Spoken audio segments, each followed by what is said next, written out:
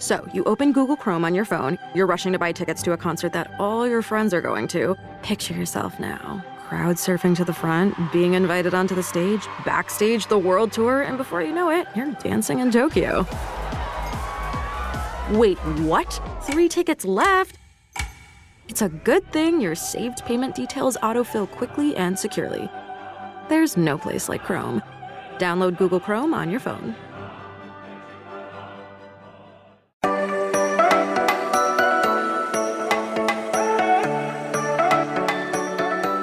Welcome into a very special edition of the Strictly Strikes podcast. Muhammad Ahmad with you on this Thursday night. Not quite solo. Mike and Isaac and Andrew Gillis have the night off, but I'm joined by a very special guest, and I mean very special guest because there's not too many people like this guy, and that is Joe Goodberry, who is a content creator with his own show on YouTube called Bengals on the Brain, which he does with Cincinnati's Bengals Talk with the great James Rapine. He's also on Twitter. He's also contributed to The Athletic and Bleacher Report with 10-plus years of experience of evaluating talent. Joe, good to have you on, my friend. How are you you said Buffalo, New York. Is that where you're at? Yeah, that's right. It's 91 degrees today, and I'm super hot, and I don't like that at all. So I'm doing okay Really? And could be doing better. Oh, yeah. Give me cold weather over extreme heat. Well, you chose a good place to be in because, I mean, it's about the same thing in Cincinnati. It was mid-80s, early 90s today. So I totally get that. But, no, I feel you, though. You'll get there. I feel like it'll be cold in no time. So I'm with you on that. I'm sure it gets cold pretty soon, pretty quick. But you're obviously an expert when it comes to Buffalo things better than I am. But you're also an expert on all things Cincinnati. Like I said earlier, you follow the team very closely. You've broken down film and you've analyzed just about, I would think, every Bengals player from Joe Burrow to Travion Williams. And so, like I said, there's not many guys doing what you do. And so I really just kind of want to get your thoughts and break down some of the most interesting aspects across the Bengals roster. And I wanted to sort of start with the offense. I think the guy I want to start with is obviously the biggest splash the Bengals had this offseason, and that was, signing Orlando Brown Jr. And, I know there's an interesting sort of perspective because on the one hand, he's made the Pro Bowl almost every year. He's blocked for Patrick Mahomes and Lamar Jackson in their MVP seasons, but he's obviously on his third team in 6 seasons. He's never been an All-Pro. So it sounds like there's a mixed bag on him from across the league, but clearly the Bengals are very high on him. That's why they paid him the big dollars, and that's why they're willing to move Jonah Williams to the right side. And I'm just thinking, when you look at Orlando Brown's film, his most recent film from Kansas City, maybe what you've seen from him in practice during voluntary workouts, what is the biggest upside he has? And do you think the Bengals got it right by signing him? Yeah, offensive line's been such a big issue for the Bengals for at least 5 years now. So when you get a guy or get an opportunity to get a guy like Orlando Brown, that I think that it was mostly an opportunity for them to – how the Bengals normally operate is they'll look for a value or a chance to get a guy at a lesser value than maybe some projected. If you remember going into the offseason, many had Orlando Brown getting $20 to $22 million a year. So, when I think the first week went by, the Bengals probably revisited. It sounds like Orlando Brown reached out to them, like, are you guys looking for a left tackle? Could you come at this price point?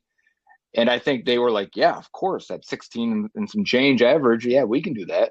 And even though they even had to give out a little bit more early signing bonus than normal than what they would typically give out, that's a deal that they thought they were getting a value on. So I think anytime they had to have an opportunity to make a move like that, they will jump on it. At the same time, I don't think he's a top 10 tackle in the NFL. I think I saw a PFF ranking, I think it was Monday or Tuesday, had him as the 16th best tackle in the league. I think that's fair. For his strengths and weaknesses, he's not the most athletic guy. He's a mountain of a man. He's had a lot of experience at right tackle and left tackle now. He's hard to get through. And the way the Chiefs designed their offense, they left you no option as a rusher but to go through him.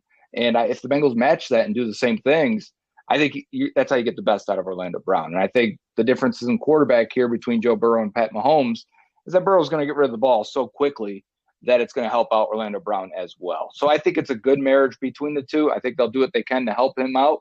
And I think he's going to be a good mix and upgrade easily the left tackle position for them. I'll talk about Joe Burrow later in the show, but to that point, obviously they've struggled at offensive tackle, like you said, since they lost Andrew Whitworth 5-6 years ago. They've gone tackle after tackle after tackle, from Cedric Obegi to Jonah Williams and now Orlando Brown. I mean, you talked about Joe Burrow having more time to throw. I mean, how much of a difference is that going to make for Joe Burrow's game next year? Obviously, a big difference, but how do you specify the difference it'll make for Joe Burrow next season?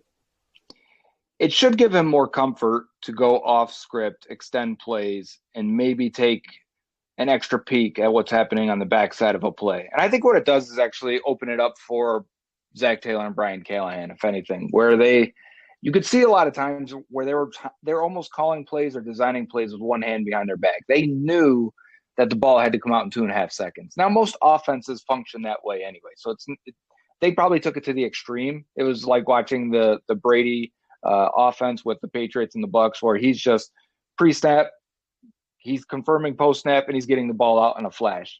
And the Bengals can do that because Burrow's that type of processor, and it seems like the receivers are really smart and on the same page with him as well. So they can run that offense.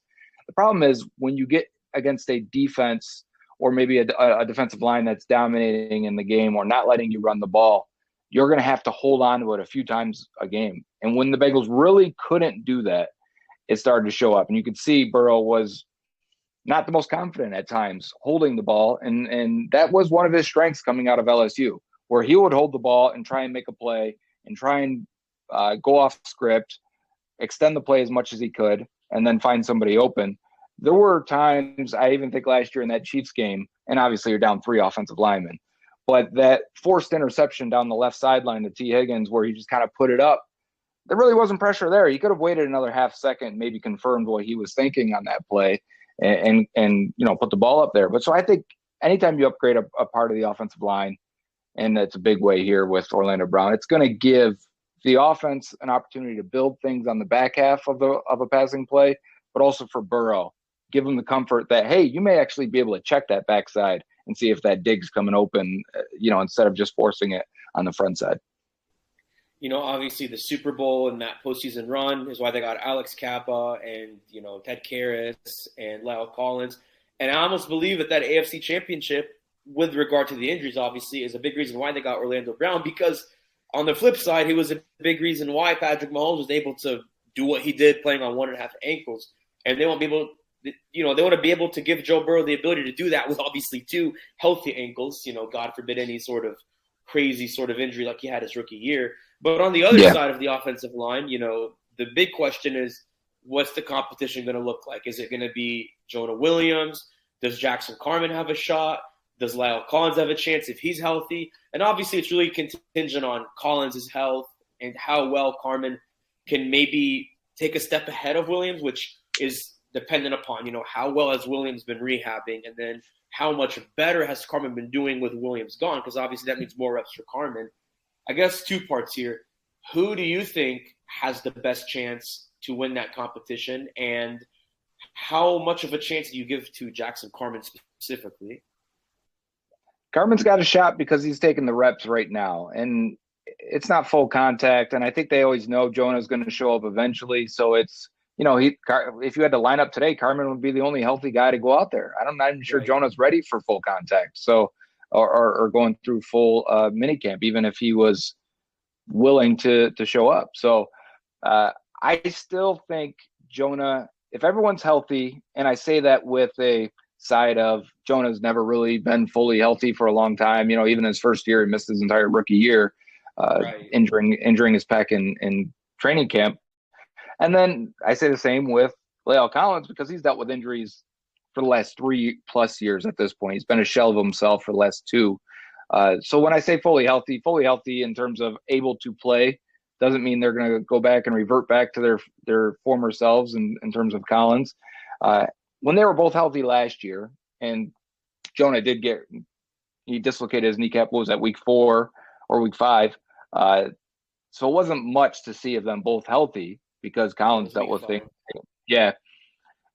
I think Jonah was better than Collins. And I even think towards the second half of the year, I thought Jonah was better than Collins. The Bengals had to make a massive adjustment to their offensive line and their scheme in order to stop Collins from being beaten around the arc. because he really couldn't move anymore. His hips were extremely stiff. You could see his back was stiff. He couldn't bend. And I think the Bengals said, okay, we're going to kick you out even further out wide at right tackle, not just a normal 3-foot split between right guard, right tackle. We're going to go to 5 or 6 feet between you two. And what that's going to do is it's going to force pass rushers to go even wider and make them go back inside and go through. I talked about this with Orlando Brown. The Bengals said, all right, we're going to make you go through La'el Collins. So it gave him that advantage to look like he could at least start on an NFL team, and they got him to that point, and then he got hurt. So having said that, I think Jonah is still their best player in terms of the three. I think he's 25 and a half years old, going into his 5th year. All the data I've looked up says that points to a guy having his career year as an offensive lineman, being at that age and with that much experience. But he hasn't played right tackle in 8 years. So it's like, okay, how quickly can he get to it? How often has he been taking snaps on the right side there, or at least drilling it and practicing it? If he's not cleared yet, he may not have been doing it much as of right now. He may show up to camp and that'd be the first time he's actually doing it because he's adamant about playing left tackle. So if he does, that'll hurt him and hurt his chances. And if Jackson Carman is serious about all of this, being in shape, taking on the role, moving the right tackle, because last time they tried to move him to a different position, he looked terrible. And it's like the narrative last year when Jonah goes down is maybe Jackson Carman can only play left tackle. Well, that's not an option anymore. So let's see how he does at right tackle, and we'll get our answers probably in preseason. But I still think the best player of the three, but there's a lot of other factors in this, is Jonah Williams. Yeah, right tackle is going to be the most interesting competition, I think, this entire training camp. And, of course, you have punter, you have running back in terms of who's going to be behind Joe Mixon, which leads to my next question. With all this offensive line blocking, whoever is at right tackle is going to be blocking for either Chase Brown or Travion Williams whenever Joe Mixon is not taking snaps. I'd imagine, that competition to replace Samaje Perine is going to come down to either Williams or Brown. Mm-hmm. Who do you think, just from what we've seen in limited capacity up to this point, who do you think has a better chance? Is it Brown? Is it Williams? Who would be the better fit at that role, you think? I think Travion Williams has the leg up. He's been there the longest. He's been developed under them. I think they probably trust him more only because he's a veteran. Having said that, Chase Brown had a lot of experience in pass protection at Illinois, and I think he could get in here and look like the more explosive receiver, the more explosive option. And they say, well, if we can get him up to speed as a pass protector, then we can exploit some of his strengths as a receiver and as a weapon, where I think he definitely has an advantage over Travion Williams. If he can't get up to speed, I do think it will be Williams. Williams has only had a handful of pass blocking snaps in his NFL career, so it's really hard to judge. But when he's been asked to do it, he's been fine. I just don't know what kind of player Williams is at this point. He was a former 5th-round pick that, like Chase Brown, had like a 15 – yes, thank you, like Chase Brown, had like a 1,500-yard season that final year at Texas A&M. Very similar, high usage that final year. Goes late day 3 or mid day 3, I guess, and never really got the chance to play for the Bengals. And it's not like the Bengals loved Samaje Perine from the jump, right? He was on the roster bubble his first 2 years here as well. And, right. Travion Williams could have taken that role had he been, I guess, better or more prepared for it. And instead, Perine ended up getting thrust into that situation. And I do think Williams has a chance if he's that guy this year. But I've said this last 2 years about Chris Evans, too. I'm always interested if he's going to take a next step. We say this just about Jackson Carman. Who's going to take a step? Which guys? They're going to be a guy that we fall in love with because they finally develop into a player that can help this team. I looked it up recently. Running backs that didn't have more than 250 yards through 4 seasons in their NFL career have never done anything afterwards. After 4 years, if the guy's never done anything, that's it for him. Maybe he's a role player of some sort. A Cedric Pierman, if you're a Bengals fan, you remember him. He was a special teams 3rd or 4th type running back, very similar type. Pro Bowler. He did end up making a Pro Bowl, yes, as a special teamer. And maybe that's it for Travion Williams, right? And that's fine. You would take that. But that means there's still a big void at running back too. And if that's Chase Brown as a 6th-round pick, I think he can be that. I think he – Jesus, I'm going to mess this up. I think you got it mixed up. I got it mixed up plenty of times.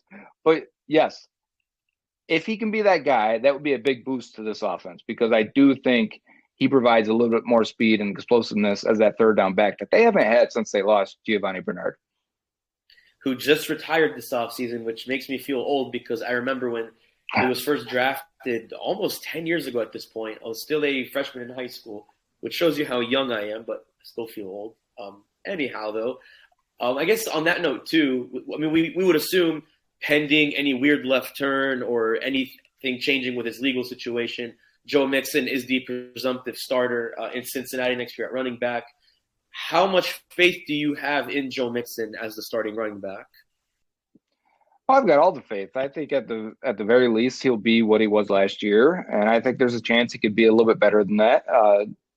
It was probably his best year as a receiver, which is something coming out of Oklahoma. I always thought he was going to be featured as a receiver in the NFL to the likes of Alvin Kamara and Christian McCaffrey. I mean, those guys coming out of that class, I thought Mixon was with them in terms of pass-catching running backs, and he just never developed into that. And Bengals never trusted him to be that full-time receiving back because of his pass protection. So I at least trust him as the early down runner. He can do that. He has done that for a long time, and he could end up in the top 3 for rushing yards in Bengals history after this year. And I've got the trust in that. I hope they trust him. I'm talking to the Bengals staff or about the Bengals staff here. They trust him a little bit more in pass protection because I still think that's what makes this offense tick. It is what they're going to lean on in terms of the passing game.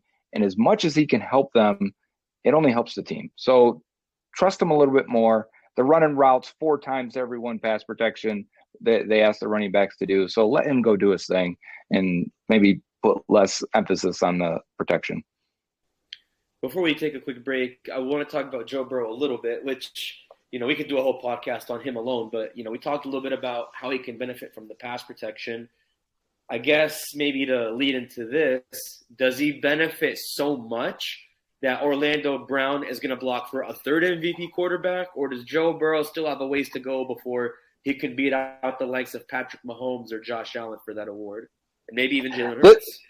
Yeah, this is probably Burrow's best season or best opportunity, as we sit here right now and look at it. I mean, he's probably going to lose Tyler Boyd after this year, and we got to worry about Higgins and getting the franchise tag and extending him. And you'll probably lose Joe Mixon after the season, and they would, who knows? They don't really have someone in the wings to take over that role. It's not like they spent a top 3-round pick or anything on the running back position. I think the offense is pretty stacked. The O-line is definitely going to be the best he's had. Obviously, the weapons are stacked. If Irv Smith can stay healthy at tight end, he never has been able to. But if he can, I think that's how the Bengals are hoping as well. But it's a great unit, is what I'm trying to say. And Burrow is going to have his first full off season.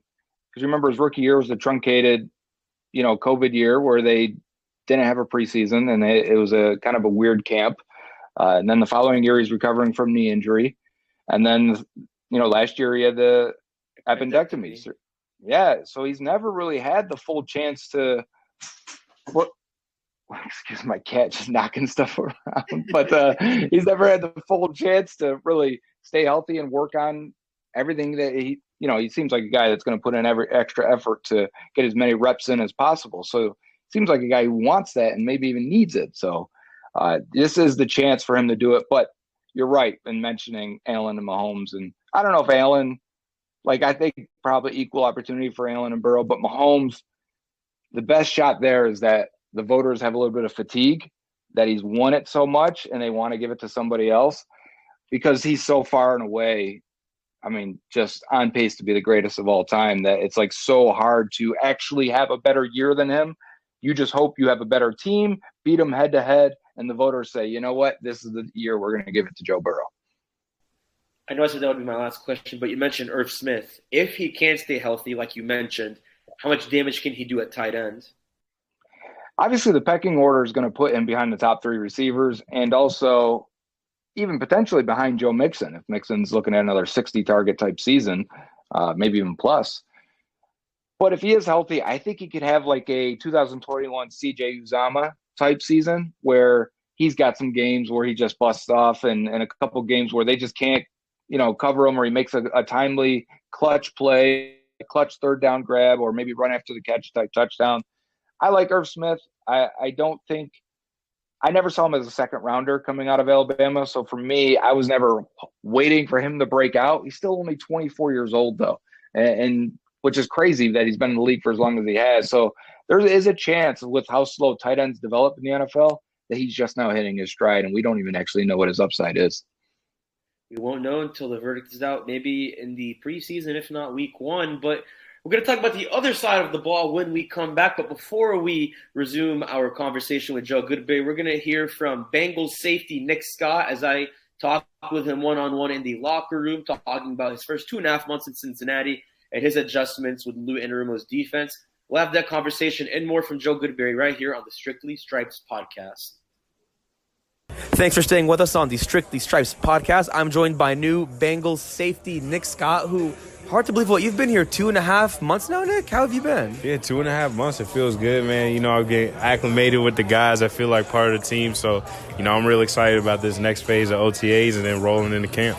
I mean, you've been here, like I said, 2.5 months. You guys are wrapping up phase 2 of voluntary workouts. I guess as we're talking, you guys have just about wrapped up phase 2. Right. I mean, your first impressions with this team, with this defense, what do you make out of that so far? I'm just real impressed with this defense, especially his attention to detail and kind of our approach and how we, learn the defense, study the defense, and get better and make corrections. So, that's only going to bode well as you get into the season because, week to week you got to adjust and make corrections and all that stuff. And this team is definitely ready and willing to do that, and we got the leaders to be special. Obviously, Lou Anarumo runs a very different defense from what, Sean McVay and Raheem Morris ran in Los Angeles. What are sort of the differences you've seen with Lou as a coordinator, and why is he such a unique coach with what he does? Oh, man, he's a good and unique coach because he's willing to adjust, and he'll adjust on the fly. From what I've heard from the guys, if something's not working, he's smart enough and doesn't have too much pride to change things up if he needs to. He listens to his players on suggestions and things like that. That bodes well for, the entire team, and it says a lot about him as a coach and a person. He's been described by guys like Eli Apple at one point, described him as a mad scientist. Yeah. Just the way he's able to stop guys like Josh Allen, Patrick Mahomes, yeah. Nick Chubb, Derrick Henry. It's almost like a long tally list of guys he stopped. Right. I mean, the expectation is you're going to stop those guys again next year because you still face all those names I mentioned. Right. To be a part of a defense that's going to face a lot of challenging guys, how much pride do you take in that, knowing you're with a guy who has done what a lot of coordinators haven't been able to do? Yeah. It's a lot of pride, and obviously, he's earned a lot of trust from these guys and myself, and a lot of respect. So, I'm going to do whatever I can to be plug and played wherever he sees fit, because I know he's got a plan, and like you said, he's got a history of doing great things against high-powering offenses. So whatever he needs me to do, I'm going to trust wholeheartedly that that's the best role for the team. The thing that makes you unique, kind of like Ted Karras, you guys came from Super Bowl championship winning teams. Mm-hmm. And so to bring that experience to a team that is so close to getting back to the Super Bowl and winning it, you know what that's like. You were obviously on the winning side of it against this team 2 years ago. Right. How nice is it knowing that you could be one of the final puzzle pieces, if not the final puzzle piece, to giving the Bengals a Super Bowl? Yeah, I mean, I just look at it like, everybody, as long as they own their role, has a shot. And like you said, this team has been really good for a while. And they have all the puzzle pieces. They've had all the puzzle pieces. It's just sometimes, in this league, the ball bounces your way or it doesn't.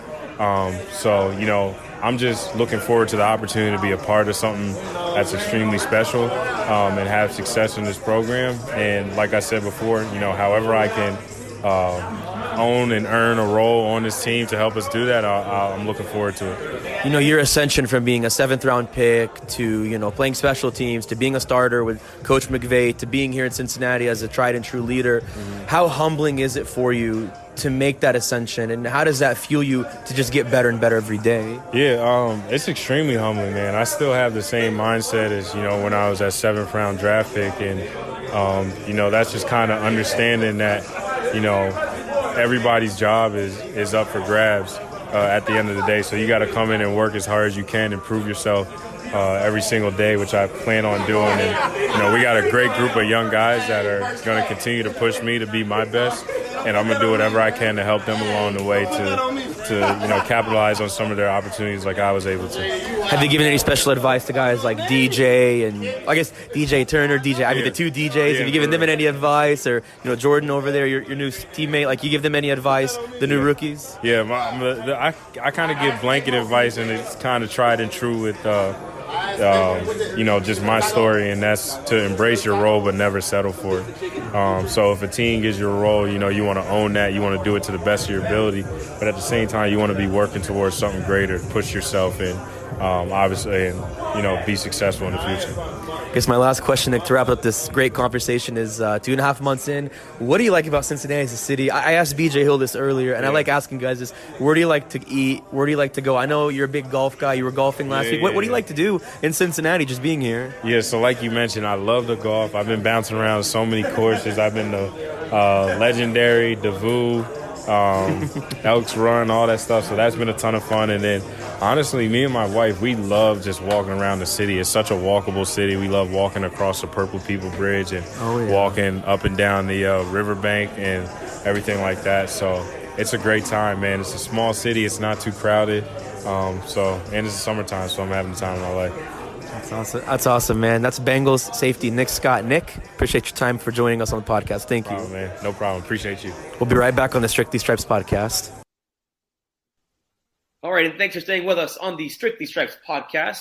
Joining me again is Bengals analyst and content creator of Bengals on the Brain on YouTube, Joe Goodberry. So, Joe, we heard from Nick Scott, who is going to be presumably the replacement for Von Bell at strong safety alongside presumably Dax Hill, which leads to my next question. Assuming that, unless Jordan Battle goes crazy in training camp and somehow beats out Nick Scott, if we're talking about Nick Scott as your week one starter, I don't know that he can be Von Bell or fully replicate Von Bell, but what, sort of talent akin to Von Bell or different from Von Bell can he bring, at that position next year? Yeah, the Bengals are going to be probably worse at safety, and that's okay. I mean, you're losing Von Bell and Jesse Bates, one of the best safety tandems in the entire league. But if you're going to replace them, you're going to spend a first-round pick, sign a free agent, and then also get a guy in the third round who they would have taken probably at the end of round 2 in a different scenario. So I think if you're going to do it, that's great tools to start with. And they may be worse, but they'll definitely be different. I think they're getting more athletic. I think they're getting faster. I think they're getting guys that can play multiple positions more often. And I know they always pride themselves in saying, and every defensive coordinator will say, we like our safeties to be interchangeable. We don't really see as a free and strong safety. We like to mix those guys around, and that's well and good. But the Bengals generally play Jesse Bates as the free safety, deep safety, and Von Bell as the field safety, strong safety type. So will they have to do that? Will they be so confined to do that with a Dax Hill, a Jordan Battle, and Nick Scott trio and whoever comes out of it? They won't, because these guys have all played. Actually, the least amount of actual deep free safety has been Dax Hill in his career. He's been a slot nickel guy and some strong safety, box safety for Michigan as a star type rover position. And then Nick Scott has been a strong safety with a lot of free safety experience in the Rams, because they play with a lot of 2 deep safeties. And then with Jordan Battle, he was a strong safety the first couple of years. He was a free safety the last couple of years. I think he's more of a coverage guy than a big-time hitter tackler anyways. I think what you're looking at is they don't have to be either or. They don't have to be a free or a strong. Whoever ends up out there, you can mix them and interchange them. And in fact, I could see a plenty of scenarios where you're mixing all 3 of them on the field, whether it's together or in a rotation of some sort, in an effort to free up Dax Hill to be the star of the defense, because he's your highest drafted defensive back. He's your most athletic guy, youngest of all of them. Like, if you're going to try and free a guy up and get him to get in position and make as many plays as possible for your defense, you need the other 2 guys to be able to play both positions at the safety spot and maybe be the deep guys or come up into the box or cover in the slot. And you're saying, all right, now we're going to let Dax Hill do his thing, and we're going to really unleash him. Like, think about it. If you go back to Dick LeBeau and Troy Polamalu, or even Ed Reed with the Ravens, it doesn't work unless you have a guy next to him that can do the things to cover up the deficiencies. So take Ed Reed, for example, the best probably center field safety of all time, right? Absolutely. So you better have a really good, strong safety next to him, right? You needed that Bernard Pollard next to him in order to really make it work. And for Troy Polamalu, if you want to let him off the chain and let him completely freelance whatever he wants to do. He wants to blitz. He wants to drop into robber coverage. He wants to get underneath on a hook. He wants to go deep. They let him do that. We feel like he knows what he's doing. You need the other safeties and defensive backs to be able to cover for him and be able to be completely interchangeable so that they can handle all responsibilities. Ryan Clark was that other guy. So when I look at it, it looks like an effort to free up Dax and be as multiple with him as possible. So that was a lot of really good analysis there. But I guess what you're saying is, in short, they won't be as good at safety next year because you're losing one of the best, if not the best tandems in the league. But can they get to that point of being the best tandem in the league? Yeah, I guess they could. I like the chances of Battle and Dax doing that in a couple years. So I don't know if it's going to be Nick Scott and Dax Hill being able to do that this year. But even if they're not one of the best tandems this year or in the next year, they're one of the most athletic and fastest, and that's going to be fun to see how Anarumo deploys that. That is going to be very interesting. And obviously, one thing Anarumo said is, Battle is strictly going to be a safety, so they're not going to use him in the slot like they did with Dax Hill last year, and he was mostly behind Jesse Bates. So that gives us a little bit of certainty and clarity on what Jordan Battle's role will look like. But, the question is, will he come in sub-package roles? Will he be kind of like a Trey Flowers where he covers tight ends on third down like Flowers did with, Mark Andrews and Cameron Brate and Travis Kelce? I think that's the part we're not sure about. You could get Akeem Davis-Gaither and have that be your guy, bring him in on third down packages and put him on tight ends. Either or I think would make sense, but, we just won't know until training camp in week 1.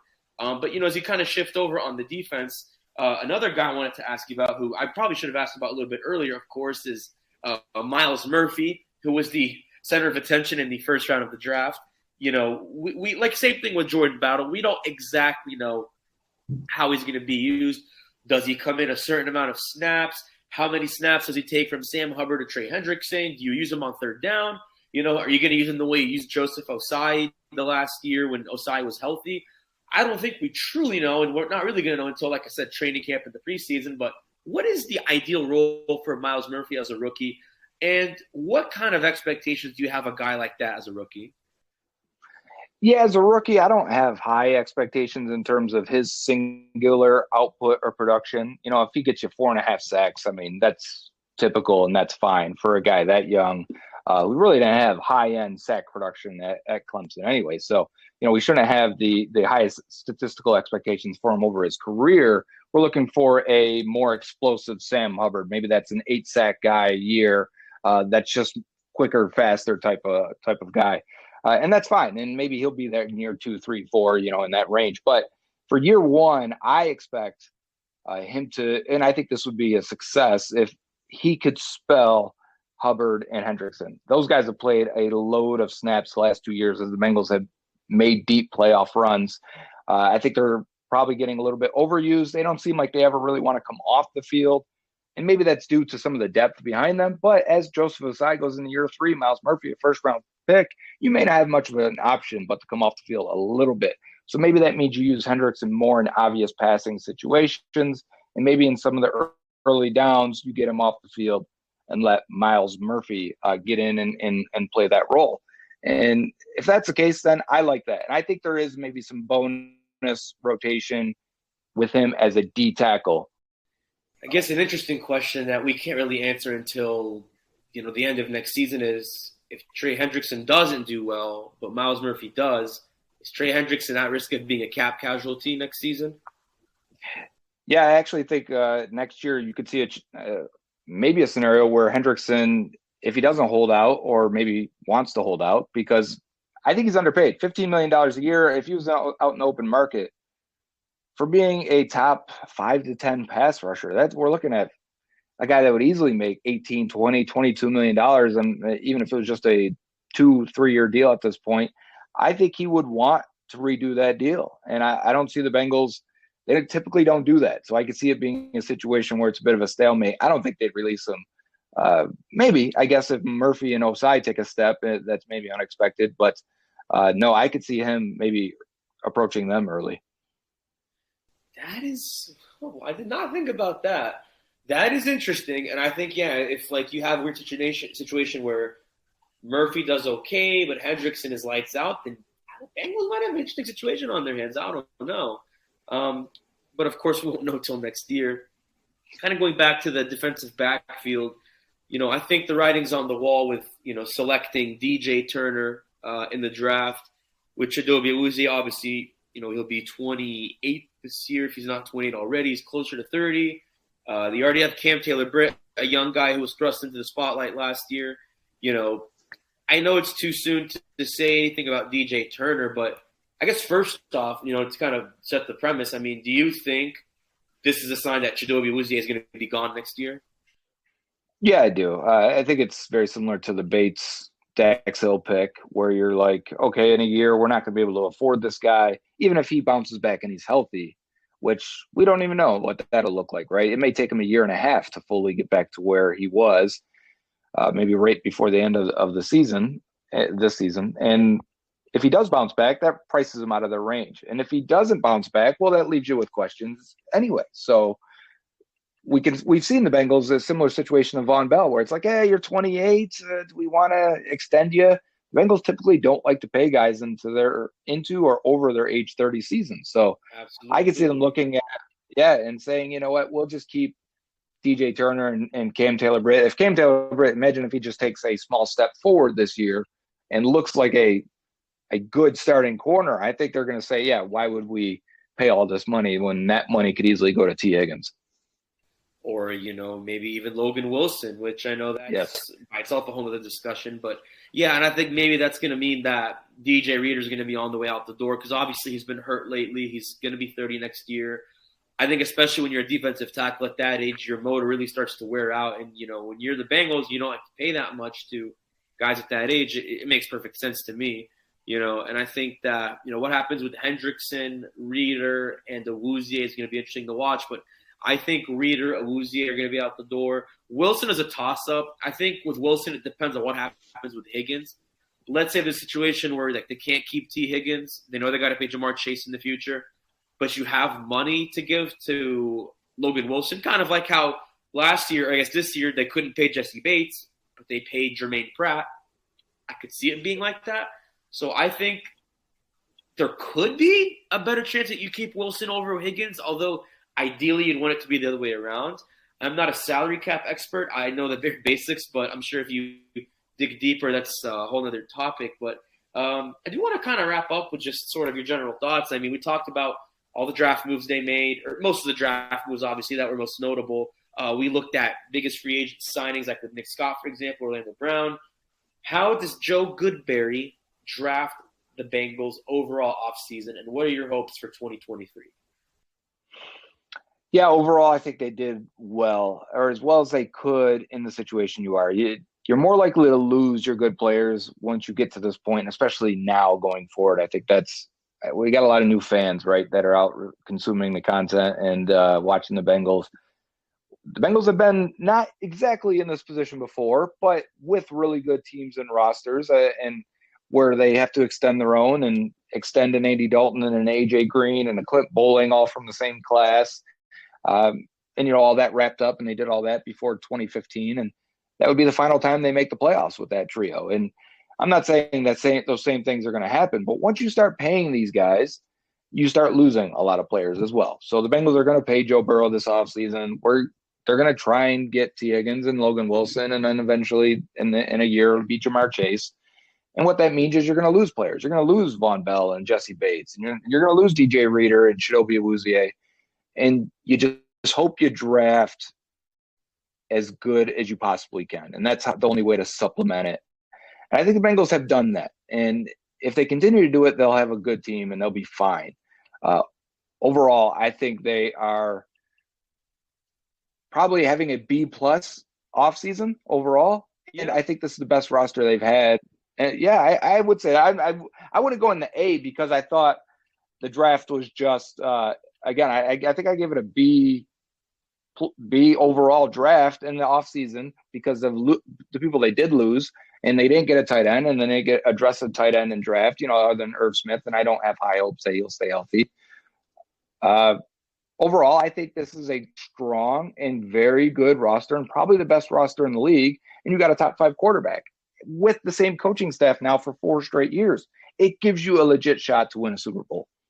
Yeah, I think really there's a good chance they beat the Chiefs again in Week 17. I think there's a good chance they beat them again, maybe in the AFC Championship if they meet again. So who knows? I think there's a good chance that the Bengals could definitely, not only get back to the AFC Championship, but do it by getting past the Chiefs, getting to the Super Bowl. And, I mean, who knows? The NFC is really – I think it's honestly just as weak as last year. Like, you got the Cowboys, obviously, with Dak. You have the Eagles, who were just in it and really should have won it, in my opinion. But beyond that, like, no one from the NFC – and I guess the 49ers, but I'm not really sold on them until I know what's going to happen with their quarterback. Is it going to be Brock Purdy? They give Trey Lance one more chance. And no, I didn't mean to rhyme that. Or do you really think Sam Darnold still has that first-round caliber potential? I don't know. But the point is, whether they play any of those teams in the Super Bowl, if they get there, I think they certainly have a good chance, no doubt. Joe, that is all the time we have tonight, but I really appreciate you joining us. I mean, you just showed why you're one of the best analysts out there. I have a good feeling this won't be the last time we talk with you, although it was obviously the first time. We really appreciate your time from all the way in, hot Buffalo, New York, as we were just to say that. Really appreciate you again, my friend, and looking forward to chatting with you again soon. Yeah, we'll do it soon. Likewise. Once again, for myself and my special guest, Joe Goodberry, I'm Muhammad Ahmad. We'll see you back to with Mike and Andrew on